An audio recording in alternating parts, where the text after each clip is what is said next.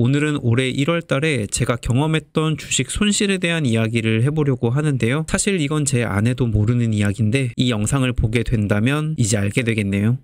저는 월급의 주 수입원으로 주식 투자를 하고 있습니다. 그래서 현금흐름 계좌를 운영할 때는 진짜 리스크를 최소화한다는 마음으로 밸류가 싼 종목을 위주로 분할 매수하는 방법으로 투자를 하고 있는데요. 주식을 잘하는 사람들의 이야기를 들어보면 매년 1월 달부터 1분기 사업 보고서가 나오는 시점까지 1년 중 수익률이 가장 좋다라는 말을 하더라고요. 그래서 작년 연말에 남은 현금으로 주식을 풀로 담아놓고 돈을 쓸어 담고 싶은 욕망에 사로잡혀서 증권사의 신용융자까지 끌어쓰게 됐습니다. 이때 신용융자라는 걸 처음으로 사용해봤는데요. 오늘은 이 신용매수를 통해서 불과 한 달 만에 천당과 지옥을 오간 이야기를 해드리겠습니다.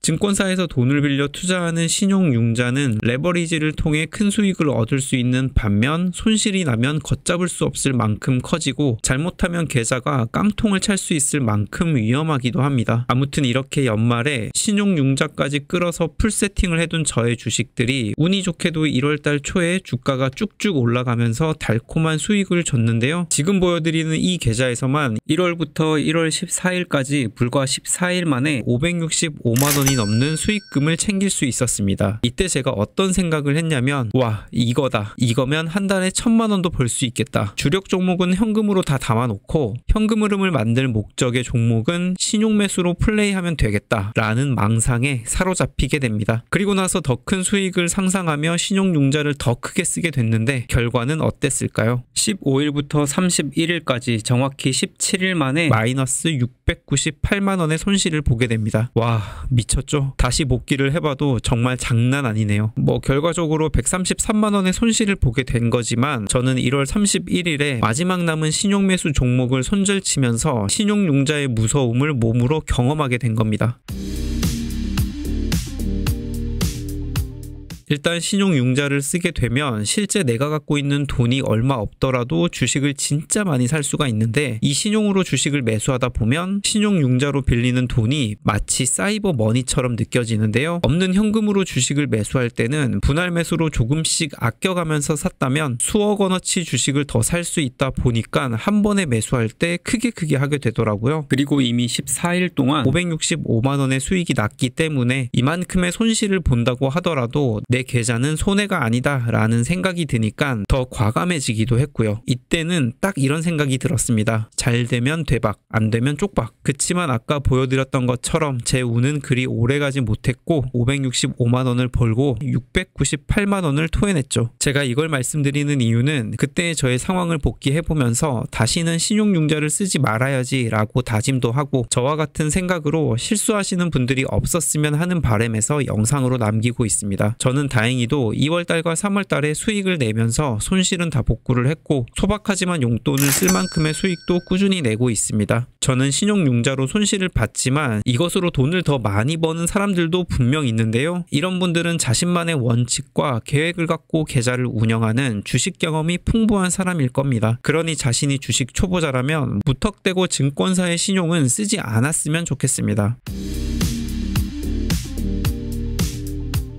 이쯤 되면 주식 신용의 무서움을 느끼신 분들도 있을 테고 신용융자가 뭐길래 저러나 라며 더 궁금해하시는 분들도 있을 텐데요. 지금부터는 이 신용융자가 뭔지에 대해서 자세히 설명드려 보겠습니다. 아무래도 이게 뭔지 알아야 쓸지 말지를 판단할 수 있을 테니까요. 신용융자 이전에 미수거래의 개념에 대해서 먼저 알아보겠습니다. 미수거래는 증권사에 예치해놓은 현금과 내가 보유한 주식을 담보로 해서 주식을 외상으로 더 살 수 있는 제도입니다. 주식을 하는 사람들이라면 HTS나 MTS에서 종목명 옆에 증 30%라는 표시를 본 적 있으시죠? 이게 종목마다 숫자는 조금씩 다를 수 있는데 증 30%는 30%의 증거금만으로도 주식을 살 수 있게 해준다 라는 의미입니다. 쉽게 말해 30만원으로 100만원어치 주식을 살 수 있다는 뜻이고요. 100만원에서 30만원을 제외한 70만원을 증권사에서 외상으로 빌려온 거고 이 70만원이 미수거래 규모가 됩니다. 미수거래는 반드시 주의해야 할 내용 내용이 있습니다. 이걸 모르면 내 계좌가 깡통을 차게 되니까 그냥 외우세요. 미수거래는 이틀 안에 거래를 끝내야 합니다. 월요일에 샀다면 수요일에 팔아야 하고, 화요일에 샀다면 목요일에 팔아야 되며, 수요일에 샀다면 금요일에 팔아야 한다는 뜻입니다. 보통 미수거래를 쓰는 투자자는 단기 매매자이기 때문에 하루 만에 사고 파는 경우가 많습니다. 만일 결제일인 이틀 뒤에 매입 대금을 지불하지 않으면 증권사는 미수금만큼 계좌의 주식을 하한가로 내다 파는 반대매매를 하게 됩니다. 반대매매 생각만 해도 너무 무섭죠? 그러니까 주식 초보자는 미수거래는 절대 손대지 않는 것을 추천합니다. 간단하게 미수거래에 대해서 알아봤으니 지금부터는 신용거래 융자를 알아보겠습니다. 신용거래 융자는 증권사가 현금과 보유주식 등 일정 담보를 걸고 고객에게 주식 매수 자금을 대여해주는 건데요. 보통 1개월에서 3개월짜리 단기 거래에 신용융자를 이용합니다. 물론 기간을 더 길게 빌릴 수도 있지만 길게 빌리면 길게 빌릴수록 이자율이 더 높아진다는 점이 신용융자의 특징입니다. 개인 투자자들이 가장 많이 사용하는 증권사인 키움증권을 기준으로 보면 1에서 7일 사이의 신용융자 이자는 연 7.5%입니다. 1000만원을 7일간 빌린다면 14,383원을 이자로 내야 합니다. 8일에서 15일까지 금리는 8.5%, 16에서 30일까지는 9.0%의 금리를 적용받습니다. 금리만 본다면 신용융자를 왜 쓰지? 라며 이해가 안 되실 것 같은데요. 보통 이렇게 높은 금리의 신용융자를 받는 투자자들은 이것보다 높은 수익률이 자신 있기 때문에 쓰는 겁니다. 이렇게 금리가 높은데도 신용융자를 왜 쓰지? 라는 의문을 가지신 분들이라면 주식 초보자일 확률이 높으니까 절대 신용융자는 쓰지 않는 것을 추천합니다. 이 신용융자는 지켜야 할 담보 비율이 있습니다. MTS에서 종목 이름 옆에 담보 140%를 본 적 있으실 겁니다. 이게 지켜야 할 담보 비율입니다. 신용으로 돈을 빌려서 주식에 투자했는데 자산 가치가 이 담보 비율 밑으로 떨어지면 증권사에선 부족한 돈을 채워 넣지 않으면 반대 매매를 실시한다며 전화로 알려줍니다. 이때 투자자는 돈을 추가로 입금해서 담보를 채우든지 아니면 보유 주식을 팔아야 하는 선택을 해야 합니다. 가끔 뉴스에서 주가가 급락할 때 반대 매매가 쏟아진다는 기사를 본 적 있으실 텐데요. 이것은 개미들의 신용이 빠져나간다는 것으로 볼 수 있습니다. 신용을 이용한 레버리지 투자는 분명 큰 돈을 벌 수 있지만 반대로 큰 돈을 잃을 수도 있습니다. 주가가 30%만 떨어져도 원금은 0원이 될 수 있는 위험한 구조인데요. 예를 들어 보겠습니다. 내 돈 100만원과 신용융자로 200만원을 빌려서 총 300만원을 주식에 투자했는데 이 종목이 마이너스 30%의 하한가를 맞았다고 가정해 보겠습니다. 내 돈 100만원만 투자를 했다면 손실은 마이너스 30%에 그쳤겠지만